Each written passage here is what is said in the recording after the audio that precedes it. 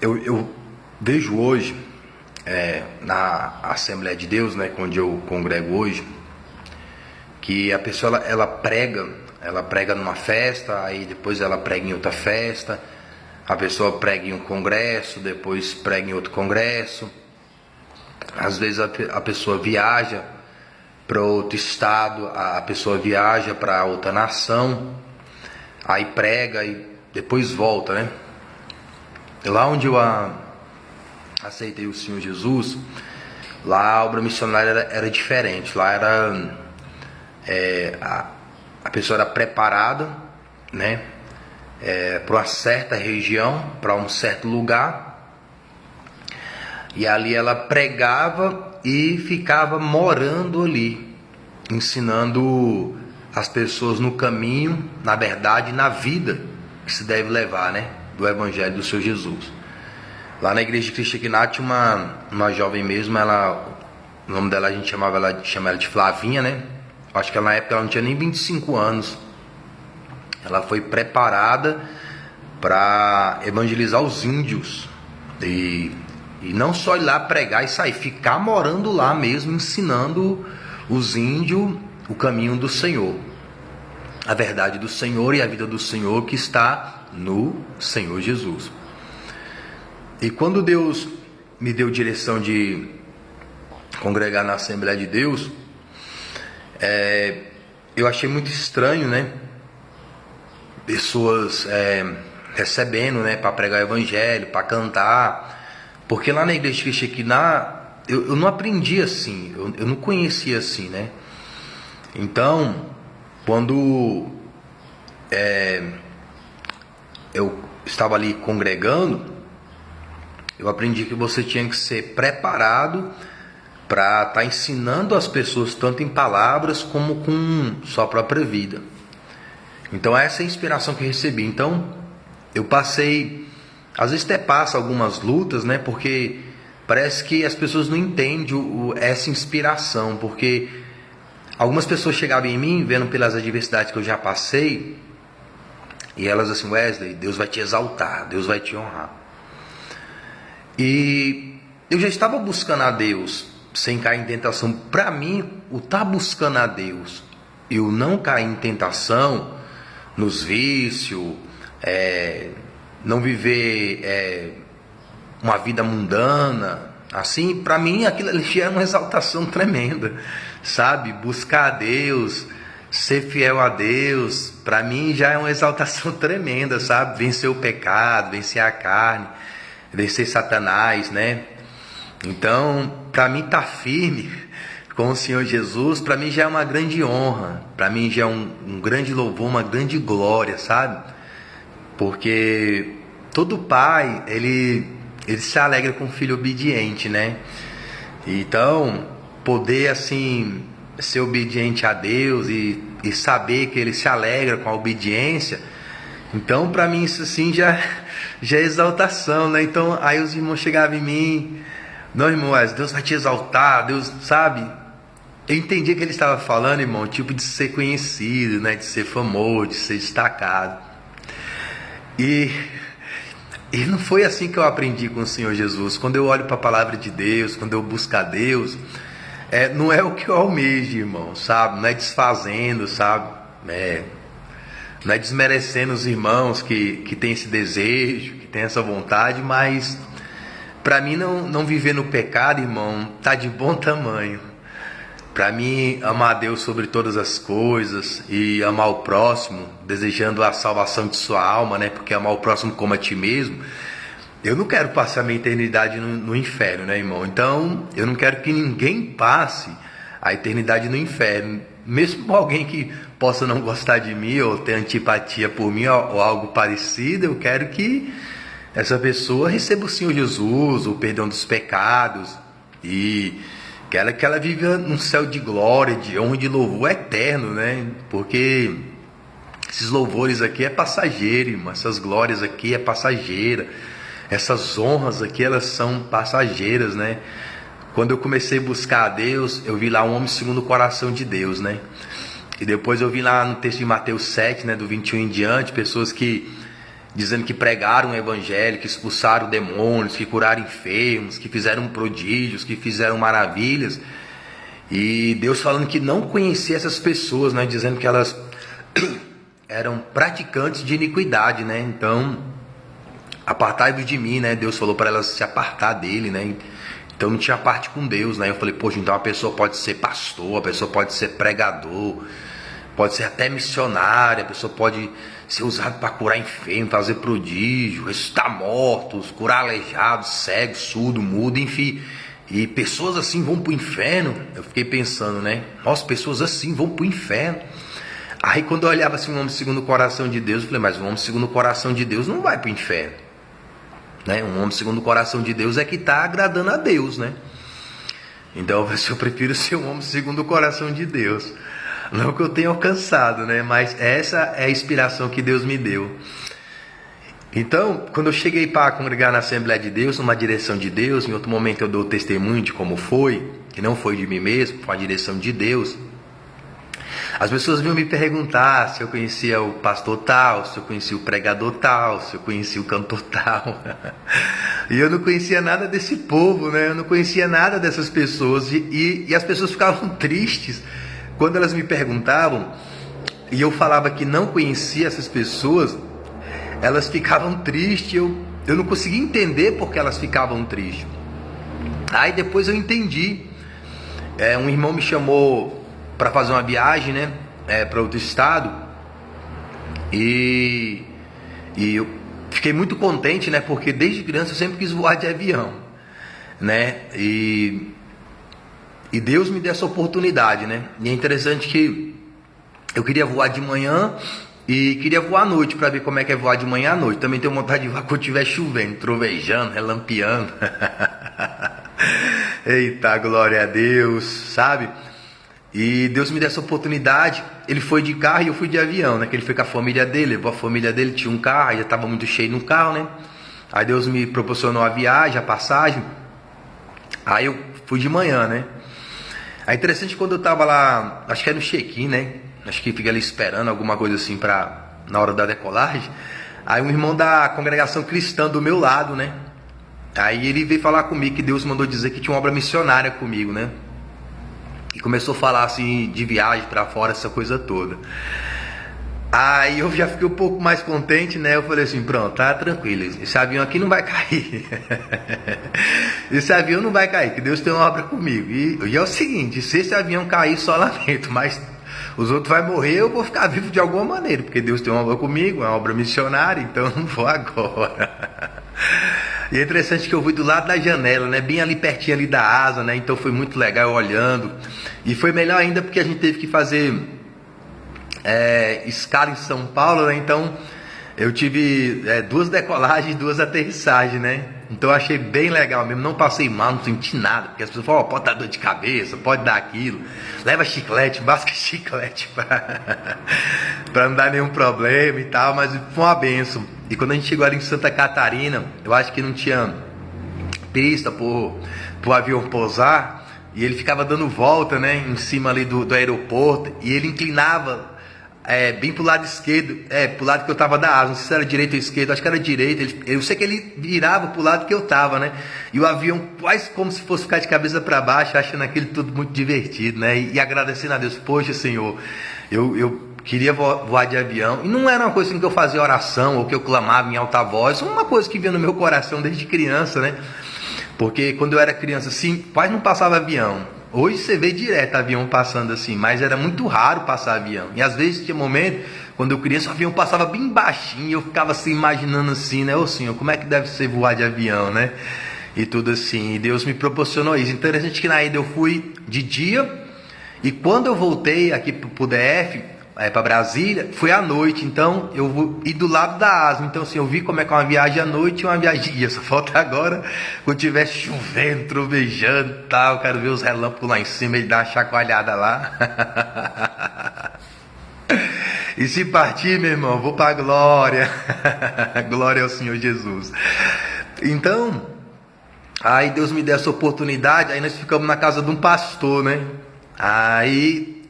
E lá eu clamava, irmão, na casa do pastor, orava alto lá e clamando.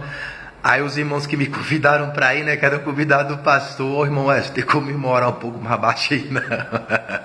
Aí eu falei, irmão, o pastor tá reclamando, o pessoal da casa aqui tá reclamando. Aí os irmãos, não, irmão Wesley, não é isso não, é que assim, tá na casa dos outros, né, podia orar um pouquinho mais baixo. E eu falei, irmão, o irmão tá reclamando do pastor, porque se eles me falassem, não, irmão, o pastor falou pro irmão orar um pouco mais baixo, o pessoal da casa pediu pro senhor orar, aí eu maneirava, irmão, mas ninguém tava, oxe, os donos da casa estavam achando, não é bom, irmão, eu clamar daquele jeito, eles estavam achando maravilha, a bênção de Deus, interessante, o dono da casa não reclama de eu estar clamando, tá achando bom, quem não é dono fica reclamando, nem é dono da casa, irmão, o dono da casa tá achando uma bênção, porque o rapaz lá era pregador, né? Ainda é pregador. Aí prega fora do estado, prega em várias congregações, prega fora do Brasil, né? E eu lá clamando, e ele ficava ouvindo eu clamando, né? Tem gente que reclama e murmura, mas fica ali ouvindo, né, o clamor, pega a mensagem do clamor e sai pregando por aí, né? Glória a Deus, irmão. Pode pegar mesmo, a mensagem é do Senhor, não é minha não. Aí ele chegou em mim e falou assim, irmão Wesley, eu ouvi o irmão clamando ali, será que eu posso pregar isso que o irmão estava clamando? Eu falei, pode, irmão, pode pegar, a mensagem não é minha não, a mensagem é de Deus, irmão, pode pegar. Então você vê, o dono da casa, o filho ali não estava achando ruim, ele estava ouvindo e só anotando ali para poder pregar, né? Nas festas, nos congressos, né? Né? Nos lugares que ele é convidado para pregar. Aí um dia eu estava passando, né? Aí passando ali pela sala, e estava assistindo ali, na época era Marcos Feliciano, né? E ele fazia muito sucesso, era bem no comecinho ali, quando ele começou a aparecer, aquela coisa toda. Aí eu passei por ele e falei assim, jovem, é o seguinte, você não vai pegar unção assistindo pregador não, irmão. Você não vai pegar unção assistindo DVD não, você tem que dobrar o joelho e orar e buscar Deus e tal, né? Aí falei com ele, aí ele falou assim, mas você ora igual ele? Aí caiu a ficha, irmão. Aí eu entendi porque os outros ficavam me perguntando, você conhece o pregador tal? Você conhece o cantor tal? Você conhece o pastor tal? Porque eles achavam que eu ficava assistindo DVD e ficava assistindo os irmãos pregar e ficava imitando, irmãos. Aí quando ele falou isso eu entendi, né? Ele falou, não, mas você clama igual ele, você ora igual ele. Aí eu, ele tá achando que eu fico assistindo essas coisas para pregar. Ele acha que eu fico assistindo essas coisas para me poder orar. Ele acha que a minha inspiração vem desses movimentos de congresso, de festa. Aí eu levantei a Bíblia para ele, né? Falei, irmão tal, o único DVD que eu tenho é esse aqui. Aí mostrei a Bíblia para ele. O único DVD que eu tenho, que eu assisto, é esse aqui. Eu não tenho nenhum DVD desse irmão, hein? Eu tinha um, que aqueles que me convidou para estar lá, né? Tinha me dado. Eu acho que eu nem assisti, eu dei para outra pessoa para evangelizar. Então, eu passava mais tempo lendo Bíblia e orando. Eu passava tempo assistindo DVD de ninguém, não. Pregação de ninguém. Se alguém nem sabia dessas coisas de congresso, que pregador recebia, ganhava dinheiro. Então, quando eu fui para a Assembleia de Deus, muitos irmãos, eles são inspirados assim, eles vê pregador, eles vê cantor, aí eles vê essa fama toda, aí eles buscam a Deus para estar nesses lugares, ou para ser igual fulano, ser igual ciclano. Eu não aprendi assim não, onde Deus me plantou não tinha essas coisas não, irmão. Tinha que passar tempo orando e lendo Bíblia mesmo. E não era para ser famoso não, irmão, não era para ser conhecido não, era para não cair em tentação, irmão. Então, muitas pessoas na Assembleia de Deus, eles não entendem isso, eles não compreendem isso, né? E ali clamando, e ali orando, e buscando a Deus, e Deus abençoando a casa, irmão, Deus abençoando a família. Aí pessoas que não é dona da casa, reclamando e murmurando, e o dono da casa achando uma bênção, irmão. Tanto é que as pessoas que me convidaram para ir tiveram um desentendimento lá com ele, né? E eles foram embora mais cedo. E eles me chamaram, irmão, mas vamos embora. Eu falei, não, irmão, vou embora não, vou ficar aqui na casa do pastor, que aqui tá uma benção, irmão. E no meu último dia lá fizeram um peixão para mim, me trataram super bem, irmão, sabe? Os irmãos mó zelo comigo, e os irmãos que me convidou para ir lá foram embora mais cedo, porque teve uma discussão lá, né? Se intrometendo lá na vida do jovem lá, e tinha uma outra jovem lá, enfim. Aí me chamando para entrar naquilo, eu falei, vou entrar não, irmão, se o pastor não está satisfeito com isso aí, se ele que é o pai do rapaz não está satisfeito com isso aí, eu não vou me entrar nesse assunto. Eu vou continuar clamando e orando a Deus e buscando a Deus. Aí esse jovem, ele veio conversar comigo, né? Eu conversando essas coisas com ele. Aí o jovem se falou assim para mim assim: irmão Wesley, eu ganho mais do que meu pai nas pregações. Tipo assim, se colocando como se fosse maior do que o pai dele, né? Aí eu falei assim: jovem, se você está nessa situação, você tem que dar graças a Deus. E você tem que agradecer seu pai. Porque quem foi que te levou na escola bíblica quando você era criança? Quem te levou na igreja, jovem? Quem trabalhou, ralou para trazer a comida para casa, para te sustentar? Quem te cobriu de oração quando você era um bebezinho? Foi seu pai, jovem. Foi seu pai que trabalhou para te dar comida, para te dar arroz, para te dar roupa. Foi ele que te cobriu de oração. Foi ele que te levava na igreja, na congregação. Foi ele que te levou na escola bíblica. Você só está na situação pregando e tudo porque seu pai intercedeu por você, batalhou por você. Sabe, irmãos, eu achei aquilo... Como é que ele não entendia aquilo, irmão? Ele achando que ele era melhor do que o pai dele. Ele achando que aquilo era dele mesmo, não reconhecendo o pai dele. E falei mais outras coisas nesse sentido com ele.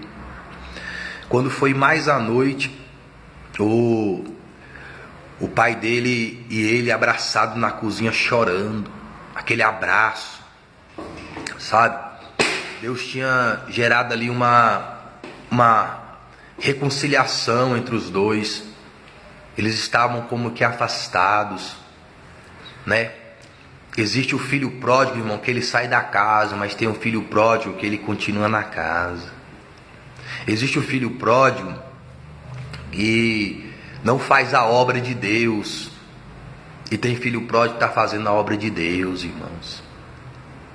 E aquele rapaz, ele estava afastado da comunhão com o pai dele, porque ele estava se achando melhor do que o pai dele. E eu ali estava clamando e orando, e Deus estava abençoando a sua casa. E eu conversei com aquele jovem sobre isso. E um rapaz de Deus, ele aceitou a palavra e foi se reconciliar com seu pai, pedir perdão ao seu pai,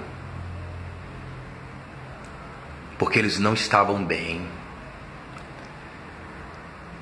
E quando foi mais tarde, aquele pai, aquele pastor, aquele homem de Deus, que eu não sou digno nem de desatar o cadastro do seu sapato, eu não sou digno nem de tirar o sapato dele. Aquele homem veio me abraçando, chorando, agradecido: irmão Wesley, obrigado pela sua vida. Foi Deus que trouxe o irmão aqui. E chorando, e me abraçou, irmão. Sabe, aquele abraço fraternal. E os outros irmãos que foram embora lá por desentendimento e tal, e eu continuei. Eu falei: não, irmão, vou ficar com o pastor até o último dia. Esse pastor foi me levar no aeroporto, irmão. Quase eu fiquei por lá, irmão. Porque, irmão, as portas aqui da minha casa estão abertas pro irmão. Quando o irmão quiser voltar, pode vir, irmão. E os olhos do pastor cheios de água. Sabe, porque aquele jovem, ele estava perdido, irmão. Mesmo pregando em festa, em congressos. Mesmo pregando em outros estados, até em outra nação. Mas aquele jovem foi encontrado. O amor de Deus o encontrou. Porque ele vivia numa inspiração terrena, material. E ali Deus o renovou, trazendo a ele uma inspiração do alto. Uma inspiração celeste. Muitos buscam a Deus por inspiração terrena, de fama, de glória, de honra, de louvores humanos. Mas esses louvores, essas honras, essas glórias humanas, elas estão passando. Porque o Senhor Jesus voltará. E cada dia que passa, está mais próximo do dia do Senhor. Muitos descem à sepultura com aparência de salvo, mas não estão salvos. E eu nunca quis viver de aparência, irmão. Porque os olhos do Senhor estão em todo lugar. Os olhos de Deus estão fixos no nosso coração e nos nossos pensamentos. E quando eu cheguei na Assembleia de Deus, eu vendo as pessoas com essa inspiração, sabe, irmãos? Inspirações terrenas, inspiração de glórias e honras e louvores humanos. Eles não conseguem me compreender, irmão. Eles não conseguem compreender a inspiração que Deus me deu. Alguns até fingem saber o que é, ou até fingem ter essa inspiração, mas é só teatro. É só teatro, irmão. Verdadeiros atores no púlpito da igreja, verdadeiros atores pregando e cantando. Mas quando você vai convivendo com a pessoa assim no dia a dia dela assim, ó, você vai percebendo, ela vai soltando aos poucos que é uma inspiração material. Não é uma adoração em espírito e em verdade. Não nasceram do Espírito Santo, ainda que estejam nas festas, nos congressos, ainda que tenham cargos, títulos de pastor, missionários, mas uma inspiração terrena, irmão. Os fariseus, eles tinham essa inspiração, querendo ser gente importante para o povo, ser chamado de mestres, querendo ser conhecidos como amigo de Deus, fazendo aliança com Roma, né? Com pessoas importantes de Roma, se achando os escolhidos de Deus, abençoados por Deus, mas estavam distantes de Deus mais do que a prostituta, do que o cobrador de impostos, do que o ladrão da cruz.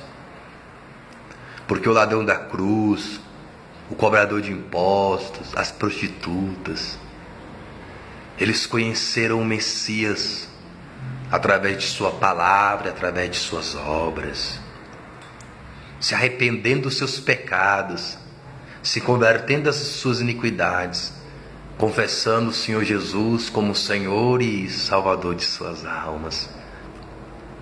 Não por louvores, honras ou glórias terrenas. Senhor, lembra-te de mim quando entrares no teu reino. Pessoas querendo ser lembradas por Deus, não pelo reino aqui da terra, não pelo reino de Roma, não pela glória de Roma ou pelos louvores de Roma, mas querendo ser lembrados por Deus, pelo seu reino, pela sua justiça, pela nova Jerusalém, pelo novo céu e pela nova terra que Deus vai criar, porque toda essa terra e todo esse céu estão passando, vão ser destruídos pelos juízos de Deus.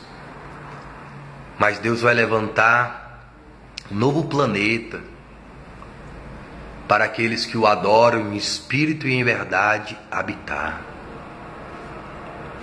O primeiro ato de adoração espiritual é você reconhecer os seus pecados e as suas iniquidades.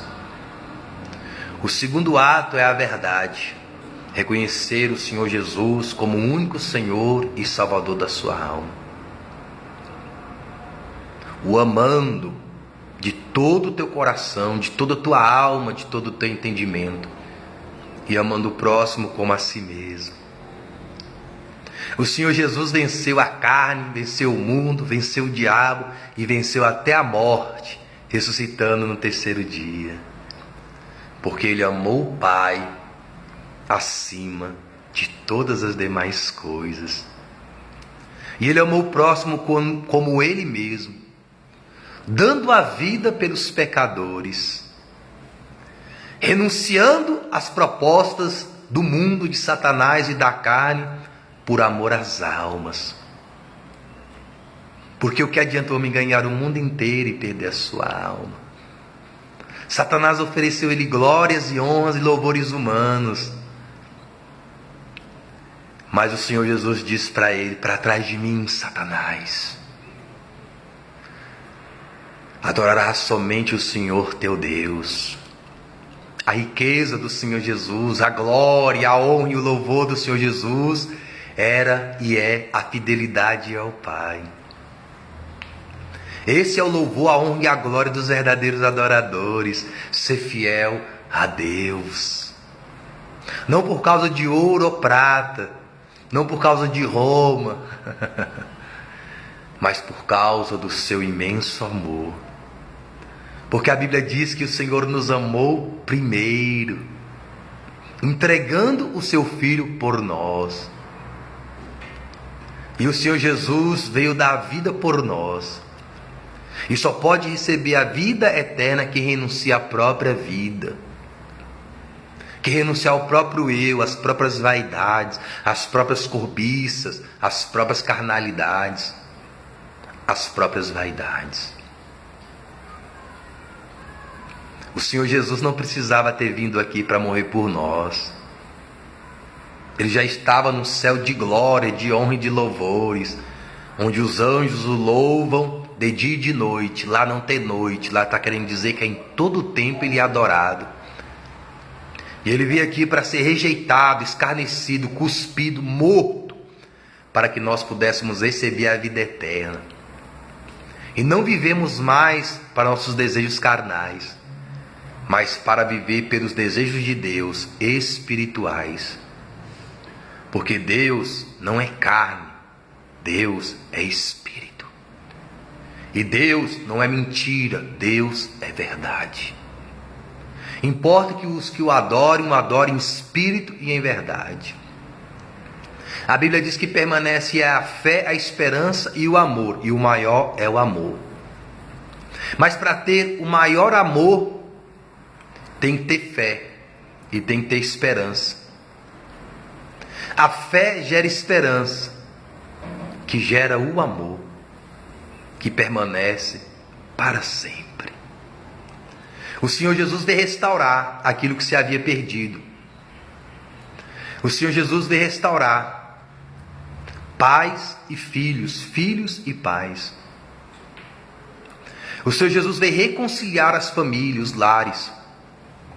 Tem um texto que diz que ele veio trazer espada, inimizade.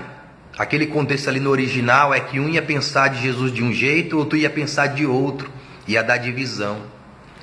Por isso que na Bíblia fala lá que na doutrina dos apóstolos tinham tudo em comum. Mas o tudo em comum ali era as orações, o partir do pão e a doutrina dos apóstolos, que era a morte e ressurreição de Cristo.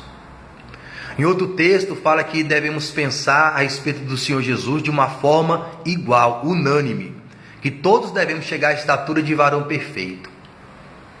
Meditando em Deus, sentindo em Deus da mesma forma que o Senhor Jesus sentiu. E ainda sente, porque Ele nunca deixou de amar o Pai e Ele nunca vai deixar de amar a Deus. E Deus nunca vai deixar de amar o Filho. Por isso eles são um no amor. É um amor que se dá, é um amor que se recebe, é um amor recíproco. Essa é a unidade do Espírito Santo. Que nós nos amemos uns aos outros. Ele disse isso aos seus discípulos. Vós sereis meus discípulos se expulsar demônio? Não. Vós sereis meus discípulos se curar enfermo? Não. Vós sereis meus discípulos se fizerem prodígios, maravilhas, milagres? Não. Vós sereis meus discípulos se vocês forem pastores, missionários, presbíteros, evangelistas. Vós sereis meus discípulos se vocês forem famosos, conhecidos? Não. Vós sereis meus discípulos. E vós sereis conhecidos como os meus discípulos, se vos amardes uns aos outros. A paz do Senhor Jesus e boa meditação das coisas do alto.